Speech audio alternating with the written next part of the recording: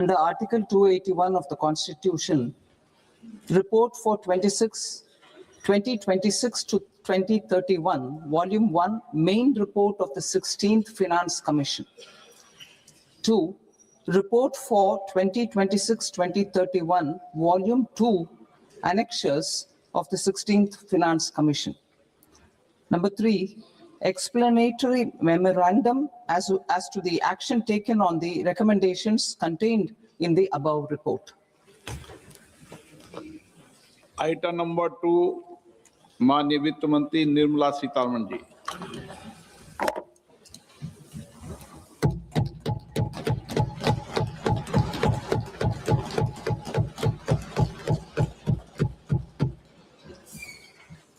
Honorable Speaker, sir, on the sacred occasion of Magh Purnima and the birth anniversary of Guru Ravidas, I present the budget for the year 2026-2027. Since we assumed office 12 years ago, India's economic trajectory has been marked by stability, fiscal discipline, sustained growth, and moderate inflation. This is the result of conscious choices we have made, even in times heightened uncertainty and disruption. Our government, led by Honorable Prime Minister Modi, has decisively and consistently chosen action over ambivalence, reform over rhetoric, and people over populism. We have pursued far-reaching structural reforms, fiscal prudence and monetary stability, whilst maintaining a strong thrust on public investment. Keeping Atmanirbharta as a lodestar, we have built domestic manufacturing capacity, energy security, and reduced critical import dependencies. Simultaneously, we have ensured that citizens benefit from every action of the government, undertaking reforms to support employment generation, agricultural productivity, household purchasing power, and universal services to people. These measures have delivered a high growth rate of around 7% and helped us make substantial strides in poverty reduction and improvement in the lives of our people. Today, we face an external environment in which trade and multilateralism are imperiled and access to resources and supply chains are disrupted. New technologies are transforming production systems while sharply increasing demands on water, energy, and critical minerals. India will continue to take confident steps towards Vikasit Bharat, balancing ambition with inclusion. As a growing economy with expanding trade and capital needs, India must also remain deeply integrated with global markets, exporting more and attracting stable long-term investment. As I begin Part A, I want to express my gratitude to the people for standing firmly with us as we forge our way together towards becoming one of the largest economies of the world.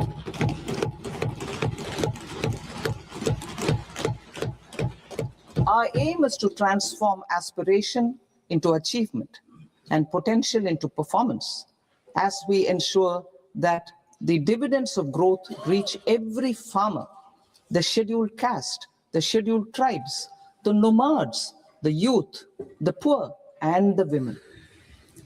In Vikasit Bharat Young Leaders Dialogue 2026, several innovative ideas were shared with our Prime Minister, which have inspired many of the proposals, making this a unique Yuva Shakti-driven budget.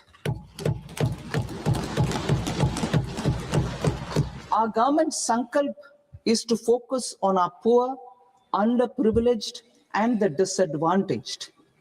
To deliver on this sankalp, and given that this is the first budget prepared in Kartavya Bhavan, we are inspired by three Kartavya.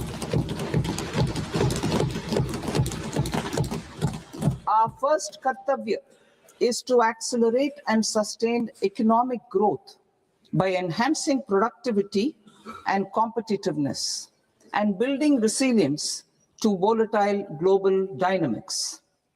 Our second kartavya is to fulfill aspirations of our people and build their capacity, making them strong partners in India's path to prosperity. Our third kartavya, aligned with our vision of Sabka Saath, Sabka Vikas, is to ensure that every family, community, region, and sector has access to resources, amenities, and opportunities for meaningful participation. This threefold approach requires a supportive ecosystem. The first requirement is to sustain the momentum of structural reforms, continuous, adaptive, and forward-looking. Second, a robust and resilient financial sector is central to mobilizing savings, allocating capital efficiently, and managing risks. Third, cutting-edge technologies, including AI applications, can serve us as force multipliers for better governance. Reform Express. Our government has undertaken comprehensive reforms towards creating employment, boosting productivity, and accelerating growth. After the Prime Minister's announcement on Independence Day in 2025, over 350 reforms have been rolled out. This includes GST simplification, notification of labor codes, and rationalization of mandatory quality control orders. High-level committees have been formed, and in parallel, the central government is working with the state governments on deregulation and reducing compliance requirements. The Reform Express is well on its way and will maintain its momentum to help us fulfill our kartavya. I now move to specific proposals. Under our first kartavya, to accelerate and sustain economic growth, I propose interventions in 6 areas. 1. Scaling up manufacturing in 7 strategic and frontier sectors. 2. Rejuvenating legacy industrial sectors. 3. Creating champion MSMEs. 4.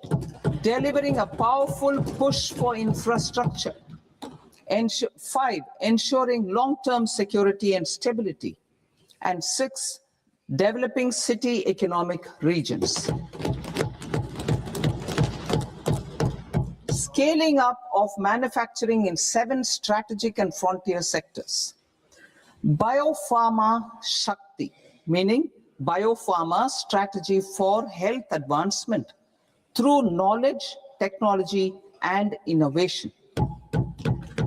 India's disease burden is observed to be shifting towards non-communicable diseases like diabetes, cancer, and autoimmune disorders. Biologic medicines are key to longevity and quality of life at affordable costs. To develop India as a global biopharma manufacturing hub,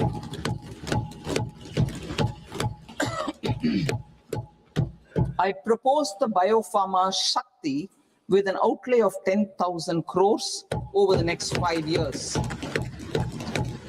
This will build the ecosystem for domestic production of biologics and biosimilars. The strategy will include a biopharma-focused network with 3 new national institutes of pharmaceutical education and research, popularly known as NIPERs, and upgrading 7 existing ones. It will also create a network of 1,000 accredited India clinical trials sites. We propose to strengthen the Central Drug Standard Control Organization to meet global standards and approve timeframes through and approval timeframes through a dedicated scientific review cadre and specialists. India's semiconductor mission 1.0 expanded India's semiconductor sector capabilities. Building on this, we will launch ISM 2.0 to produce equipment and materials, design full-stack Indian IP, and fortify supply chains. We will also focus on industry-led research and training centers to develop technology and skilled workforce. The Electronics Components Manufacturing Scheme, launched in April 2025 with an outlay of 22,919 crores, already has investment commitments at double the targets. We propose to increase the outlay to 40,000 crores to capitalize on this momentum.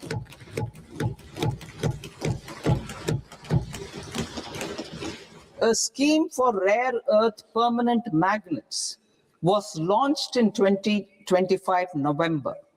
We now propose to support the mineral-rich states of Odisha, Kerala, Andhra Pradesh, and Tamil Nadu to establish dedicated rare earth corridors to promote mining, processing, research, and manufacturing.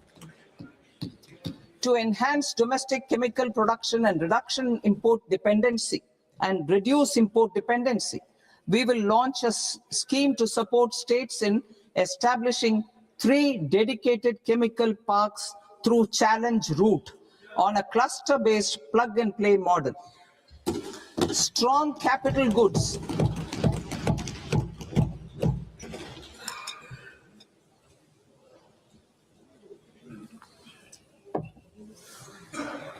Strong capital goods capability is a determinant of productivity and quality across different sectors.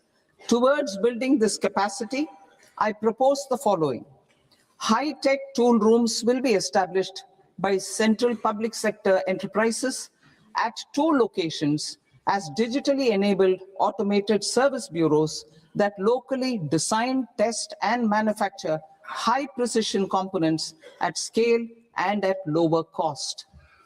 2, a scheme for enhancement of construction and infrastructure equipments will be introduced to strengthen domestic manufacturing of high value and technologically advanced CIE. This can range from lifts in a multi-storied apartment or firefighting equipment in multiplexes, large or small, and to tunnel boring equipments for building metros and high-altitude roads. I also propose a scheme for container manufacturing to create a globally competitive container manufacturing ecosystem with a budgetary allocation of 10,000 crores over a 5-year period. For the labor-intensive textile sector, I propose an integrated program with 5 subparts. 1, the National Fiber Scheme for self-reliance in natural fibers, such as silk, wool, and jute, man-made fibers, and new age fibers. Textile expansion and employment scheme to modernize traditional clusters with capital support for machinery, technology upgradation, and common testing and certification centers. 3, the National Handloom and Handicraft Program to integrate and strengthen existing schemes and ensure targeted support for weavers and artisans. Tex Eco Initiative to promote globally competitive and sustainable textiles and apparels. Samarth 2.0 to modernize the upgrade the textile skilling ecosystem through collaboration with industry and academic institutions. Further, I propose to set up mega textile parks in challenge mode. They can also focus on bringing value addition to technical textiles. I propose to launch the Mahatma Gandhi Gram Swaraj initiative to strengthen khadi, handloom, and handicrafts. This will help in global market linkage and branding, It will streamline and support training, skilling, quality of process, and production. This will benefit our weavers, village industries, one district, one product, ODOP initiative, and also our rural youth. India has the potential to emerge as a global hub for high quality, affordable sports goods. I propose a dedicated initiative for sports goods that will promote manufacturing, research, and innovation in equipment design, as well as material sciences. Rejuvenation of legacy industrial clusters. I propose to introduce a scheme to revive 200 legacy industrial clusters to improve their cost competitiveness and efficiency through infrastructure and technology upgradation.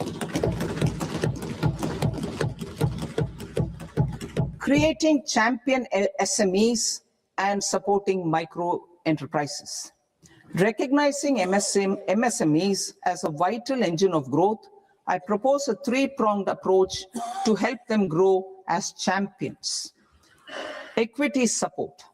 I propose to introduce a dedicated 10,000 crores SME growth fund to create future champions, incentivizing enterprises based on select criteria.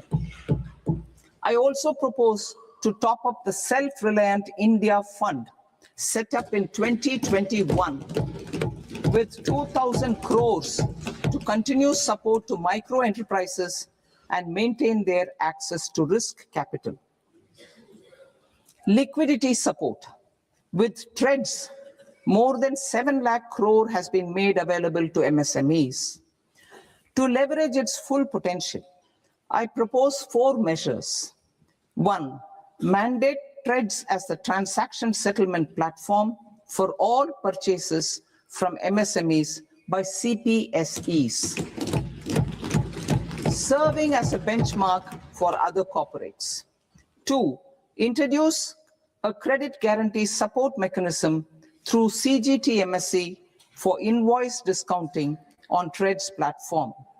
3, link GEM with TREDS for sharing information with financiers about government purchases from MSMEs, encouraging cheaper and quicker financing. 4, introduce TREDS receivables as asset-backed securities, helping develop a secondary market, enhancing liquidity and settlement of transactions. Professional support. Government will facilitate professional institutions such as the ICAI, ICSI, ICMAI to design short-term modular courses and practical tools to develop a cadre of corporate mitras, especially in Tier 2 and Tier 3 towns. These accredited para-professionals will help MSMEs meet compliance requirements at affordable costs. Infrastructure. During this past decade, our government has undertaken several initiatives for large-scale enhancement of public infrastructure, including through new financing instruments such as Infrastructure Investment Trust (InvITs) and Real Estate Investment Trust (REITs), and institutions like NIIF and NABFID. We shall continue to focus on developing infrastructure in cities with over 5 lakh population, that is Tier 2, Tier 3 cities, which have expanded to become growth centers. Public capital expenditure has increased manifold from 2 lakh crore in 2014-15 to an allocation of 11.2 lakh crore in BE 25-26. In this coming year, that is financial year 2026-27, I propose to increase it to 12.2 lakh crores to continue the momentum. To strengthen the confidence of private developers, regarding risks during infrastructure development and construction phase, I propose to set up an infrastructure risk guarantee fund to provide prudentially calibrated partial credit guarantee to lenders.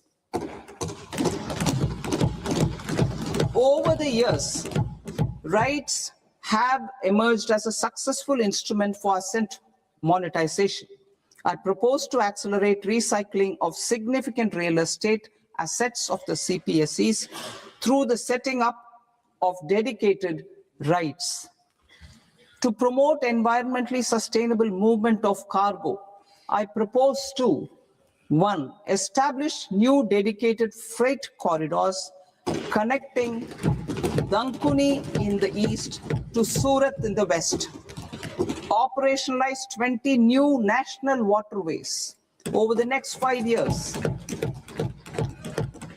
starting with National Waterways 5 in Orissa to connect mineral-rich areas of Talcher and Angul and industrial centers like Kalinga Nagar to the ports of Paradeep and Dhamra.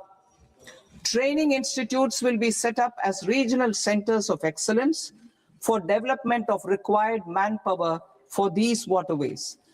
This will benefit youth in the entire stretch of the waterways to train and acquire skills.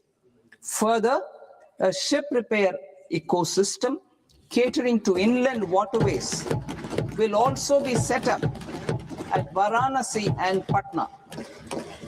And C, launch a coastal cargo promotion scheme for incentivizing a modal shift from rail to road to increase the share of inland waterways and coastal shipping from 6% to 12% by 2047.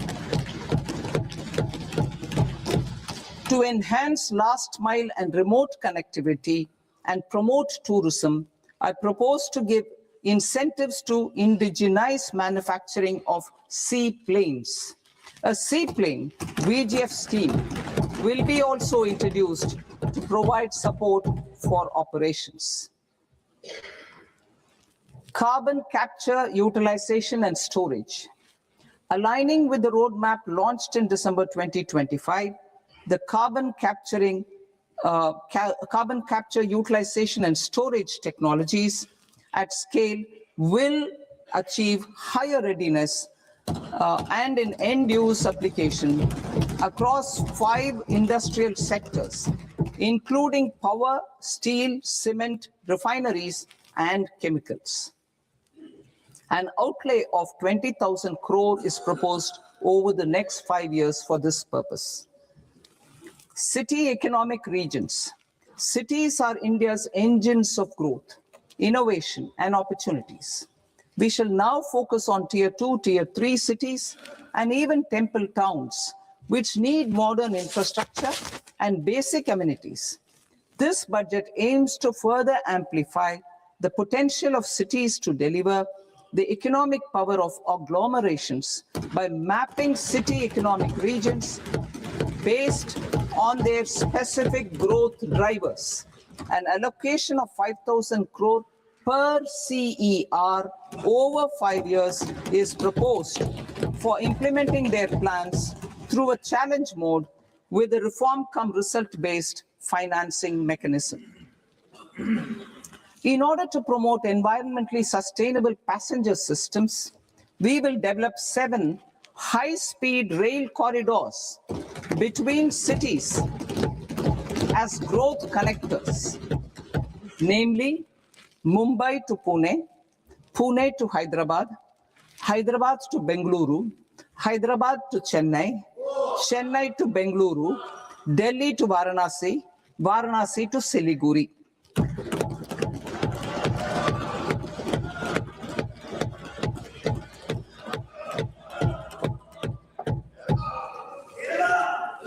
Financial sector.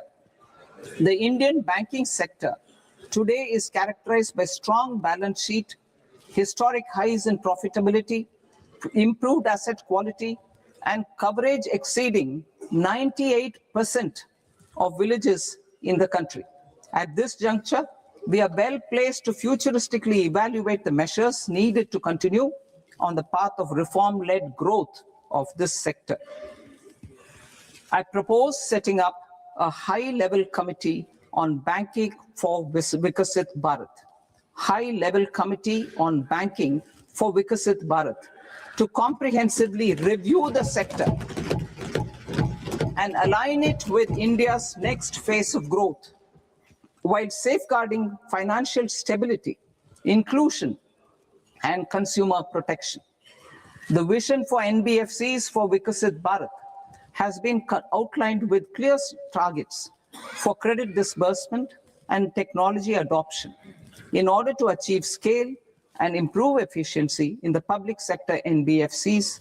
As a first step, it is proposed to restructure the Power Finance Corporation and Rural Electrification Corporation. I propose a comprehensive review of the foreign exchange management non-debt instruments rules to create a more contemporary, user-friendly framework for foreign investments consistent with India's evolving economic priorities. Corporate bond market. I propose to introduce a market-making framework with suitable access to funds and derivatives on corporate bond indices. I also propose to introduce total return swaps on corporate bonds. Municipal bonds. To encourage the issuance of municipal bonds of higher value by larger cities, I propose an incentive of 100 crore rupees for a single bond issuance. 100 crore rupees for a single bond issuance of more than 1,000 crore. The current scheme under Amrit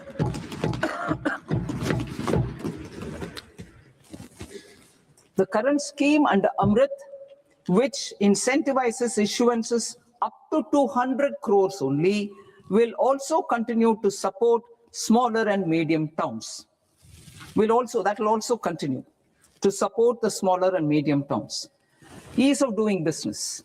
Individual persons resident outside India, PROI, will be permitted to invest in equity instruments of listed Indian companies through the portfolio investment scheme. It is also proposed to increase the investment limit for an individual PROI under the scheme from 5% to 10%, with an overall investment limit for all individual PROIs to 24% from the current 10%. Emerging technologies including AI. 21st century is technology-driven. Adoption of technology is for the benefit of all people. Farmers in the field, women in STEM, youth keen to upskill, and Divyangjan to access newer opportunities. The government has taken several steps to support new technologies through AI Mission, National Quantum Mission, Anusandhan National Research Fund, and Research and Development and Innovation Fund. Our second kartavya is to fulfill aspirations and build capacities. Close to 25 crore individuals have come out of multi-dimensional poverty through a decade of our government's sustained and reform-oriented efforts.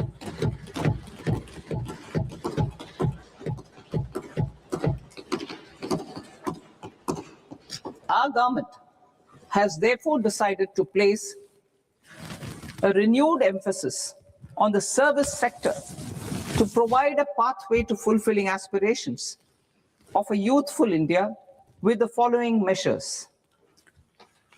I propose to set up a high-powered education to employment and enterprises standing committee to recommend measures that focus on services sector as a core driver of Vikasit Bharat. This will make us a global leader in services with a 10% global share by 2047. The committee will prioritize areas to optimize the potential for growth, employment, and exports. They will also assess the impact of emerging technologies, including AI, on jobs and skill requirements and propose measures thereof. To create a range of skilled career pathways, a new range of skilled career pathways for our youth, I propose interventions in the following sectors. Health. Existing institutions for allied health professionals will be upgraded and new AHP institutions established in private and government sectors.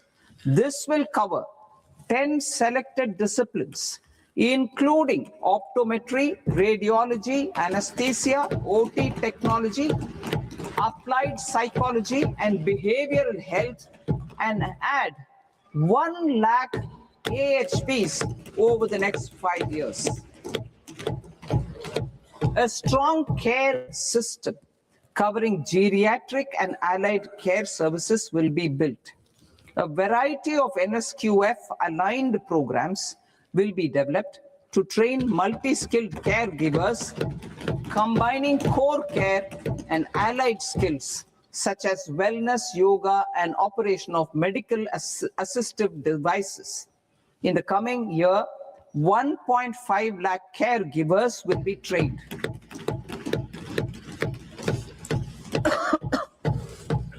Hubs for medical value tourism. To promote India as a hub for medical tourism services, I propose to launch a scheme to support states in establishing 5 regional medical hubs in partnership with the private sector. These hubs will serve as integrated healthcare complexes that combine medical, educational, and research facilities. They will have Ayush centers, medical value tourism facilitation centers, and infrastructure for diagnostics, post-care, and rehabilitation. These hubs will provide diverse opportunities, job opportunities for health professionals, including doctors and AHPs. Ancient Indian yoga, already respected in several parts of the world, was given a mass global recognition when Honorable Prime Minister took it to the UN. Post-COVID, Ayurveda gained a similar global acceptance and recognition. Exporting quality Ayurveda products helps farmers who grow the herbs and youth who process the products. To meet growing global demand, a few more steps are being taken. I propose to, 1, set up 3 new All India Institutes of Ayurveda. 2, upgrade Ayush pharmacies and drug testing labs for higher standards of certification ecosystem and make available more skilled personnel. 3, upgrade the WHO Global Traditional Medicine Center in Jamnagar to bolster evidence-based research, training, and awareness for traditional medicine. Animal husbandry. Livestock contributes to close to 16% of farm income, including of poor and marginal households. To scale up availability of veterinary professionals by more than 20,000, I propose to roll out a loan-linked capital subsidy support scheme for establishment of veterinary and para-veterinary colleges, veterinary hospitals, diagnostic laboratories, and breeding facilities in private sector. Collaboration between Indian and foreign institutions will also be facilitated. Orange economy. India's animation, visual effects, gaming, and comics sector, ABGC sector, is a growing industry projected to require 2 million professionals by 2030. I propose support I propose to support the Indian Institute of Creative Technologies, Mumbai, in setting up ABGC Content Creator Labs in 15,000 secondary schools all over the country and 500 colleges. The Indian design industry is expanding rapidly, and yet there is a shortage of Indian designers. I propose to establish, through Challenge Route, a new National Institute of Design to boost design education and development in the eastern region of India. Education. Our government will support states through Challenge Route in creating 5 university townships in the vicinity of major industrial and logistics corridors. These planned academic zones will host multiple universities, colleges, and research institutions, skill centers, and residential complexes. In higher education, STEM institutions, prolonged hours of study and laboratory work pose some challenges for girl students. Through VGF, Viability Gap Funding, and capital support, one girls' hostel will be established in every district.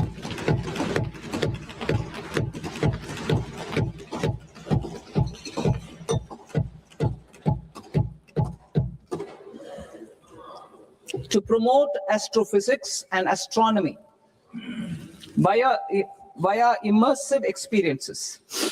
4 telescope infrastructure facilities will be set up or upgraded. The National Large Solar Telescope, the National Large Optical Infrared Telescope, the Himalayan Chandra Telescope, and the Cosmos 2 Planetarium. Tourism. The tourism sector has the potential to play a large role in the employment generation, forex earnings, and expanding the local economy. I propose to set up a National Institute of Hospitality by upgrading the existing National Council for Hotel Management and Catering Technology. It will function as a bridge between academia, industry, and government. I also propose a pilot scheme for upskilling 10,000 guides in 20 iconic tourist sites through a standardized, high-quality, 12-week training course in hybrid mode in collaboration with the Indian Institute of Management. A national destination digital knowledge grid will be established to digitally document all places of significance, cultural, spiritual, and heritage. This initiative will create a new ecosystem of jobs for local researchers, historians, content creators, and technology partners. India has the potential and opportunity to offer world-class trekking and hiking experience. We will develop ecologically sustainable mountain trails in Himachal Pradesh, Uttarakhand, and Jammu Kashmir. Also in Araku Valley in the Eastern Ghats and Podigai Malai in the Western Ghats. Turtle trails along key nesting sites in the coastal areas of Odisha, Karnataka, and Kerala. And 3 bird watching trails along the Pulikat Lake in Andhra Pradesh, Tamil Nadu. It's on the border. Under the visionary leadership of Honorable Prime Minister, we established the International Big Cat Alliance in 2024. This year, India is hosting the first ever Global Big Cat Summit, where heads of governments and ministers from 95 range countries will deliberate on collective strategies for conservation. Heritage and culture tourism. I propose to develop 15 archaeological sites, including Lothal, Dolavira, Rakigadi, Adichanallur, Saranath, Hastinapur, and Leh Palace into vibrant experiential cultural destinations. Excavated landscapes will be open to the public through curated walkways. Immersive storytelling skills and technologies will be introduced to help conservation labs, interpretation centers, and guides. The sports sector provides multiple means of employment, skilling, and job opportunities. Taking forward the systematic nurturing of sports talent, which is set in motion through the Khelo India program earlier, I propose to launch a Khelo India mission to transform the sports sector over the next decade. The mission will facilitate an integrated talent development pathway supported by training centers, which are foundational, intermediate, and elite levels. B, systematic development of coaches and support staff. C, integration of sports science and technology. D, competitions and leagues to promote sports culture and provide platforms. And E, development of sports infrastructure for training and competition. Our third Kartavya aligns with our vision of Sabka Saath, Sabka Vikas towards Vikasit Bharat. This requires targeted efforts for 1, increasing farmer incomes through productivity enhancement and entrepreneurship, with special attention to small and marginal farmers. B, empowering Divyangjan through access to livelihood opportunities, training, and high-quality assistive devices. C, empowering the vulnerable to access mental health and trauma care. D, focus on the Purvodaya states and the Northeast region to accelerate development and employment opportunities. Fisheries. We will undertake initiatives for integrated development of 500 reservoirs and Amrit Sarovars. 2, strengthen the fisheries value chain in coastal areas and enable market linkages involving startups and women-led groups together with fish farmer producer organizations. Animal husbandry. To provide quality employment opportunities in rural and peri-urban areas, we will support the animal husbandry sector in entrepreneurship development through A, credit-linked subsidy program, B, scaling up and modernization of livestock enterprises, C, enhanced creation of livestock, dairy, and poultry. Enhanced creation of livestock, dairy, and poultry-focused integrated value chains. And D, encourage creation of livestock farmer producer organizations. High-value agriculture.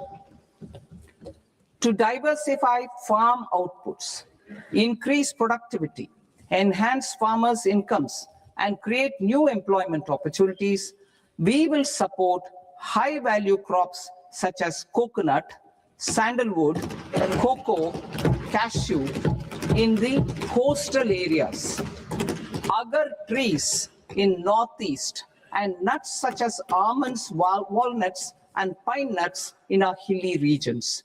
These, all of them, will be supported. India is the world's largest producer of coconuts. About 30 million people, including nearly 10 million farmers, depend on coconuts for their livelihood. To further enhance competitiveness in coconut production, I propose a coconut promotion scheme to increase production and enhance productivity through various interventions, including replacing and non-productive trees with new saplings or plants or varieties in major coconut growing states. A dedicated program is proposed for Indian cashew and cocoa to make India self-reliant in raw cashew and coconut production and processing, enhance export competitiveness, and transform Indian cashew and Indian cocoa into premium global brands by 2030.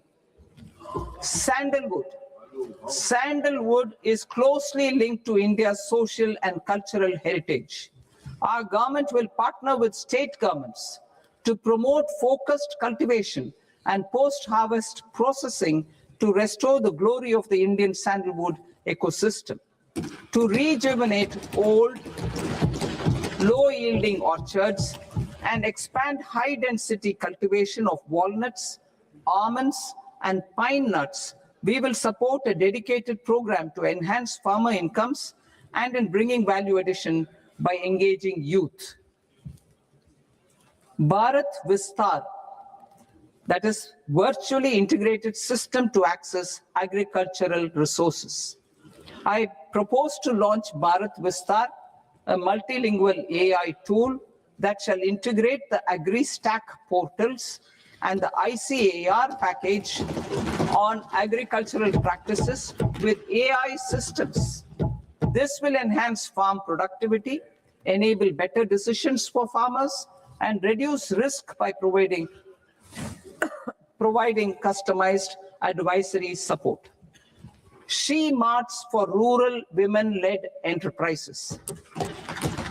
Building on the success of Lakpati Didi program, I propose to help women take the next step from credit-linked livelihoods to being owners of enterprises.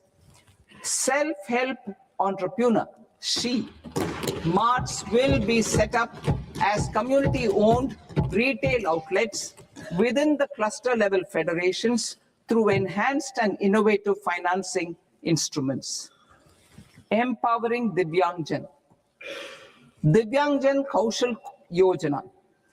Information technology, AVGC sectors, hospitality and food and beverages sectors often offer task-oriented and process-driven roles which are suitable for Divyangjan. We will ensure dignified livelihood opportunities through industry-relevant and customized training specific to each Divyangjan group. Divyang Sahara Yojana. Timely access to high-quality assistive devices for all eligible Divyangjan is a fundamental need. I propose to, 1, support the Artificial Limbs Manufacturing Corporation of India, Alimco, to set up and to scale up production of assistive devices, invest in R&D and AI integration, strengthen PM Divyasha Kendras, and support setting up of assistive technology marts as modern retail style centers where Divyangjan and senior citizens can see, try, and purchase assistive products. Reaffirming our commitment to mental health and trauma care. There are no national institutes for mental health care in North India.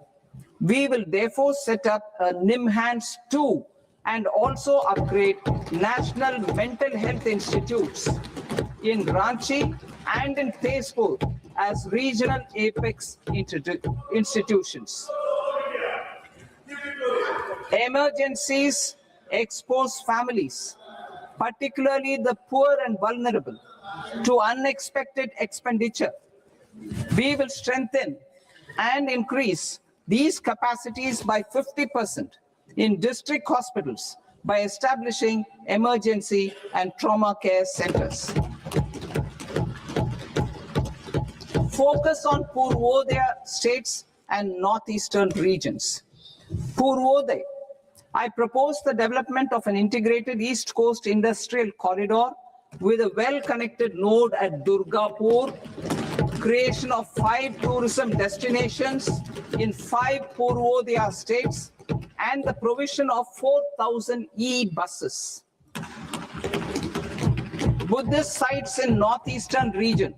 The northeastern region is a civilizational confluence of Theravada and Mahayana or Vajrayana traditions. I propose to launch a scheme for development of Buddhist circuits in Arunachal Pradesh, Sikkim, Assam, Manipur, Mizoram, and Tripura.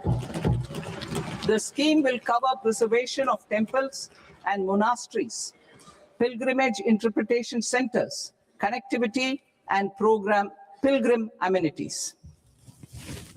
16th Finance Commission. On 17th November 2025, the 16th Finance Commission submitted its report to the President. As mandated under Article 281 of the Constitution, the government is to lay the report along with the explanatory memorandum on the action taken report on the recommendations of the Commission in Parliament, which, Sir, Honorable Speaker, you've allowed me to do at the commencement of the session. The government has accepted the recommendation of the Commission to retain the vertical share of devolution at 41%. As recommended by the Commission, I have provided 1.4 lakh crores of rupees to the states for the year 2026-2027 as Finance Commission grants. These include rural and urban local body and disaster management grants.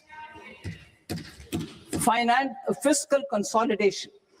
Government has been delivering on our fiscal commitments consistently without compromising on social needs.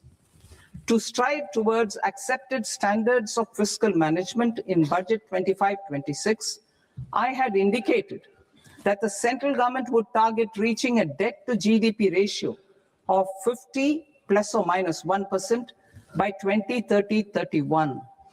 In line with this, the debt to GDP ratio is estimated to be 55.6% of GDP in BE 26-27, compared to 56.1% of GDP in RE 25-26.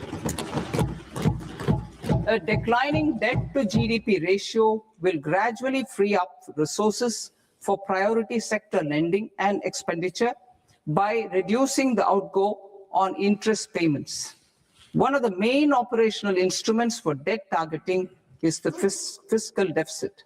I'm happy to inform this august House that I fulfilled my commitment made in 2021-2022 to reduce fiscal deficit below 4.5% of GDP by 25-26.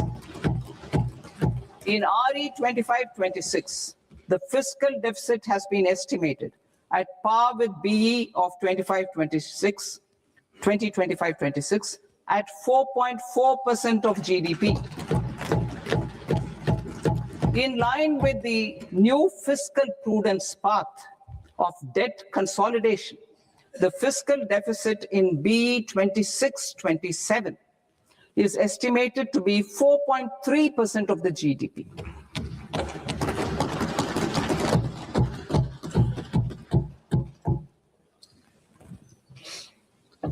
The revised estimates of the non-debt receipts are 34 lakh crore rupees, of which the center's net tax receipts are 26.7 lakh crore. The revised estimate of the total expenditure is 49.6 lakh crore rupees, of which the capital expenditure is about 11 lakh crores. Budget estimates 2026 to 2027. Coming to 26-27, the non-debt receipts and the total expenditure are estimated as 36.5 lakh crore and 53.5 lakh crore respectively. The center's net tax receipts are estimated at 28.7 lakh crore rupees. To finance the fiscal deficit, the net market borrowings from dated securities are estimated at 11.7 lakh crore rupees. The balance financing is expected to come from small savings and other sources. The gross market borrowings are estimated at 17.2 lakh crore rupees. I'll now move to Part B. Part B, direct taxes.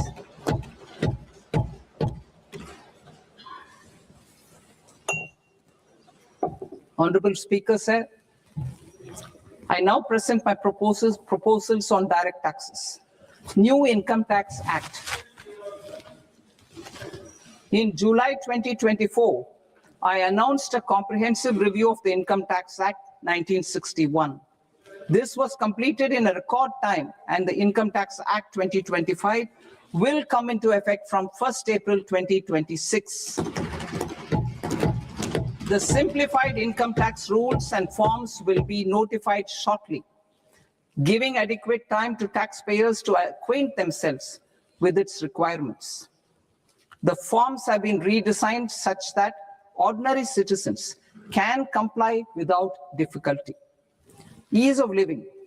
I propose that any interest awarded by the Motor Accident Claims Tribunal to a natural person will be exempt from income tax, and any TDS on this account will be done away with.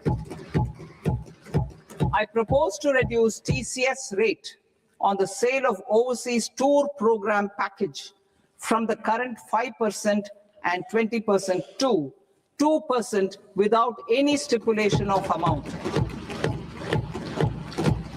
I propose to reduce TCS rate for pursuing education and for medical purposes under the Liberalized Remittance Scheme, popularly known as LRS, from 5% to 2%.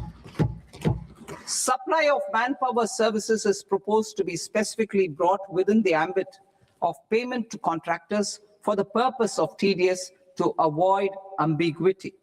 Thus, TDS on these services will be at the rate of either 1% or 2% only. I propose a scheme for small taxpayers, wherein a rule-based automated process will enable obtaining a lower or nil deduction certificate instead of filing an application with the assessing officer. For the ease of taxpayer holding securities in multiple companies, I propose to enable depositories to accept Form 15G or Form 15H from the investor and provide it directly to various relevant companies. I propose to extend time available for revising returns from 31st December to up to 31st March with the payment of a nominal fee. I also propose to stagger the timeline for filing of tax returns. Individuals with ITR 1 and ITR 2 returns will continue to file till 31st July, and non-audit business cases or trusts are proposed to be allowed time till 31st August. TDS on sale of immovable property by a non-resident is proposed to be deducted and deposited through resident buyers and his or her PAN-based challan instead of requiring a TAN, which is a temporary accounting number. To address practical issues of small taxpayers like students, young professionals, tech employees, relocated NRIs, and such others, I propose to introduce a one-time 6-month foreign asset disclosure scheme for these taxpayers to disclose income or assets below a certain size.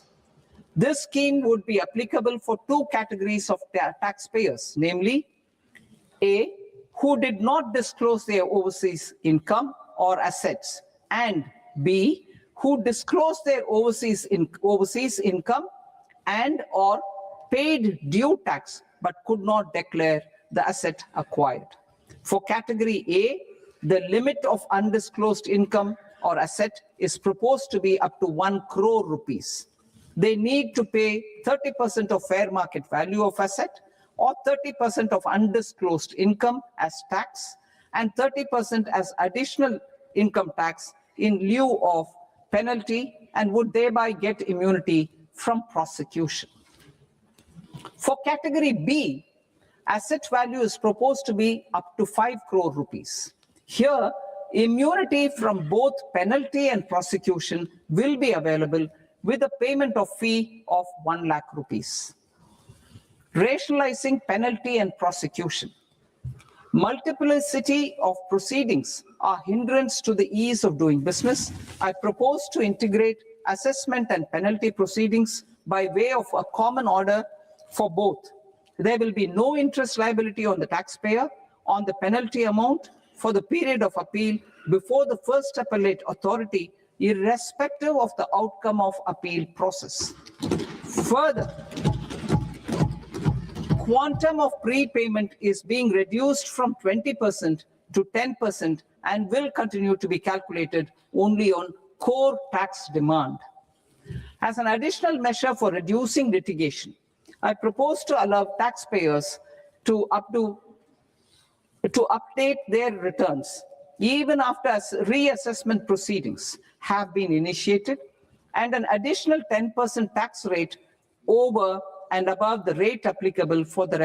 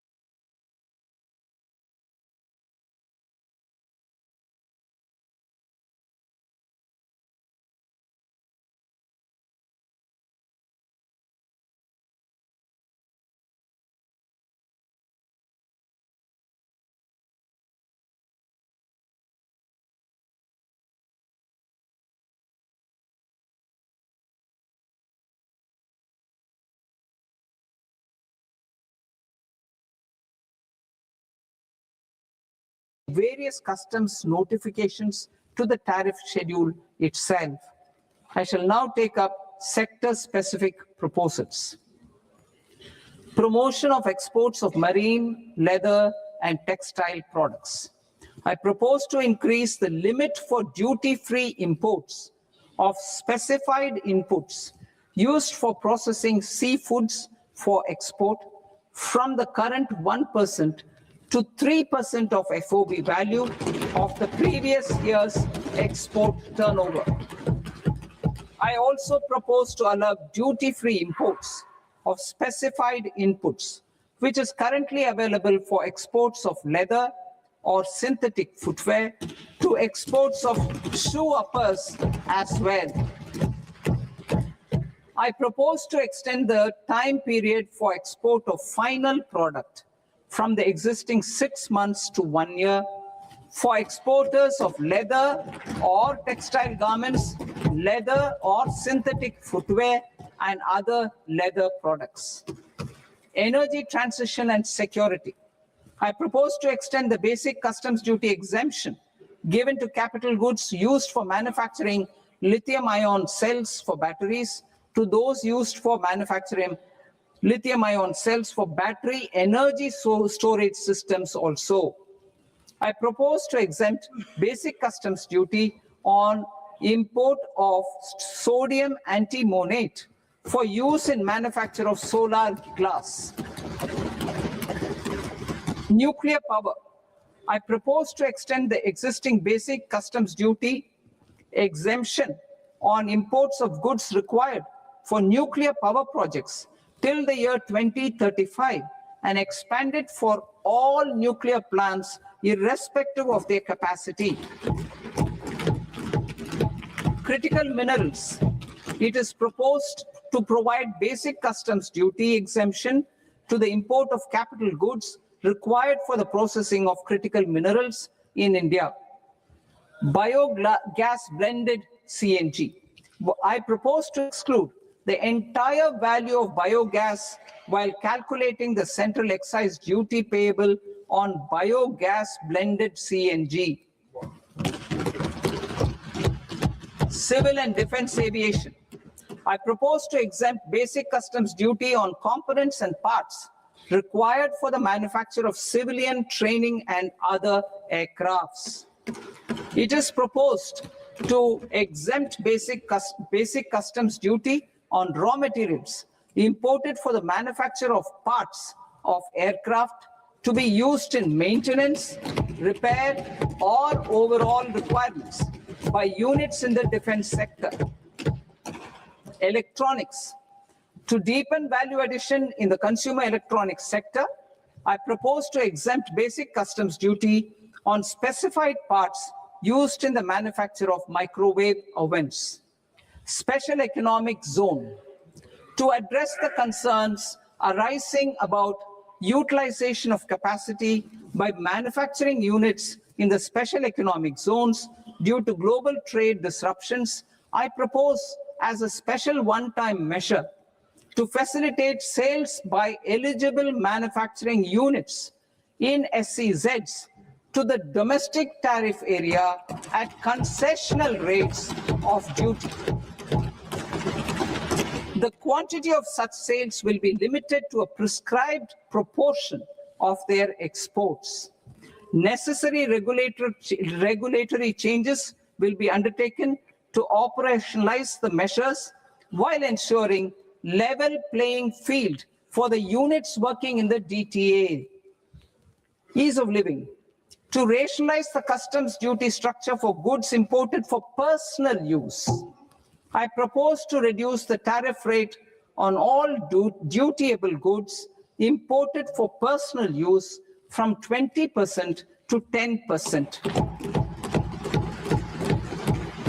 To provide relief to patients, particularly those suffering from cancer, I propose to exempt basic customs duty on 17 drugs or medicines. I propose also to add 7 more rare diseases for the purposes of exempting import duties on personal imports of drugs, medicines, and food for special medical purposes used in their treatment. Customs process. India's role and share in the global trade is poised for a major leap in line with our ambition and journey towards Vikasit Bharat. In this regard, I propose many measures for custom processes to have minimal intervention for smoother and faster movement of goods and greater certainty to the trade. Trust-based systems. I propose to enhance duty deferral period for Tier 2 and Tier 3 authorized economic operators, known as AEOs, from 15 days to 30 days. I propose to provide eligible manufacturer importers the same duty deferral facility. This should encourage them to get themselves accredited as a full-fledged Tier 3 AEO in due course. To provide greater certainty and for better business planning, I propose to extend validity period of advance ruling binding on customs from the present 3 years to 5 years. In the spirit of the whole of government approach,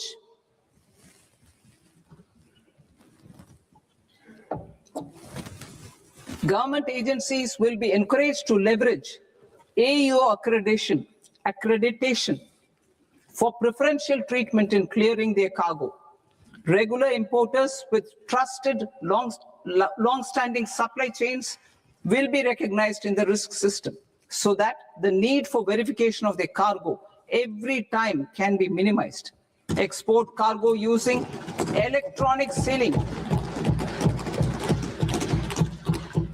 Export cargo using electronic sealing will be provided through clearance from the factory premises to the ship.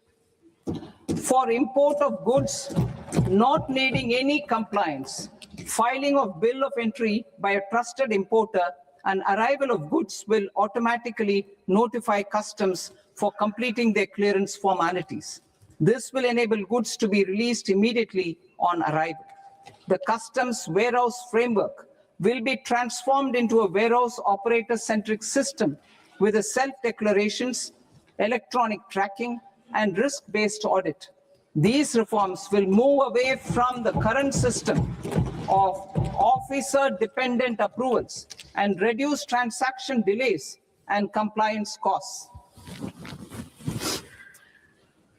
Ease of doing business. Approvals required for cargo clearance from various government agencies will be seamlessly processed through a single and interconnected digital window by the end of the financial year.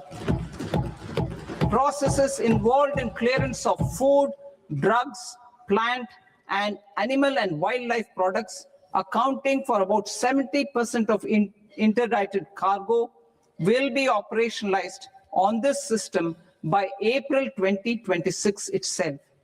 For goods not having any compliance requirement, clearance will be done by customs immediately after online registration is completed by the importer, subject to the payment of duty. Customs integrated system will be rolled out in 2 years as a single integrated and scalable platform for all customs processes.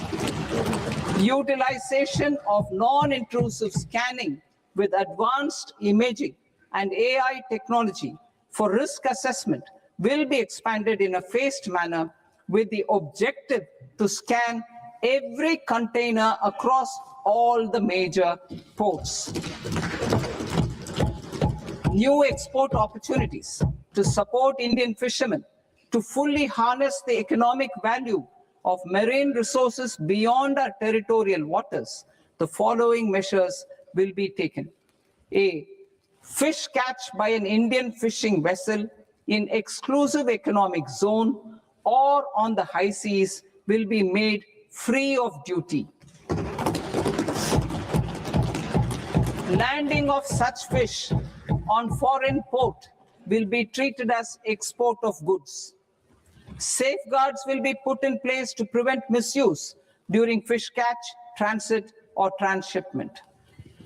To support aspirations of India's small businesses, artisans, and startups to access global markets through e-commerce, I am pleased to announce complete removal of the current value cap of 10 lakh rupees per consignment on courier exports. In addition, handling of rejected and returned consignments will be improved with effective use of technology for identifying such consignments. I propose to revise provisions governing baggage clearance during international travel to address genuine concerns of passengers. The revised rules will enhance duty-free allowances in line with the present-day travel realities and provide clarity in temporary carriage of goods brought in or taken out. There are honest taxpayers who are willing to settle disputes by paying all their dues, but they get deterred due to negative connotation associated with penalty.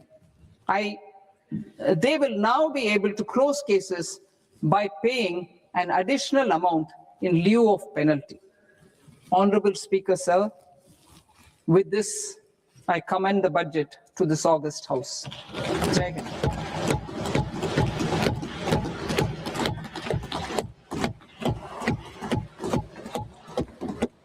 One and a half hours. Item number 3 माननीय वित्त मंत्री जी।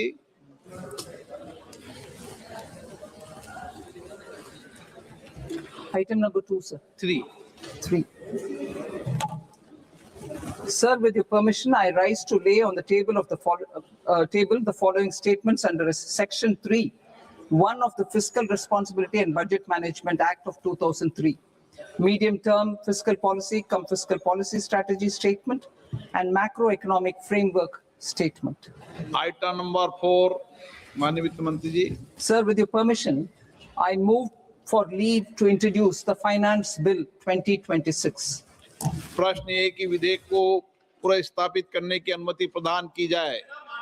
जो सदस्य इस पक्ष में हाँ गए, जो सदस्य विरोध में ना गए, मेरे विचार में निर्णय हाँ वालों के पक्ष में, हाँ वालों के पक्ष में अनुमति प्रदान की जाती है। माननीय मंत्री जी, अब विधेयक पुनर्स्थापित करें। Sir, I introduce the bill.